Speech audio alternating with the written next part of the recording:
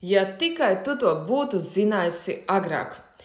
Ja tu ar savām domām, ar savām pārliecībām rādi šo savu dzīvi, tad tu noteikti nebūtu radījusi pagātnes notikumos, kuros tu cieti, kuros tu raudāji, kuros tu biji upuris. Tāpēc šobrīd un šeit ir tas brīdis, lai pilnībā transformētu savu dzīvi. No nelaimīgas kļūt par laimīgu un dzīvot laimīgās un harmoniskās attiecībās.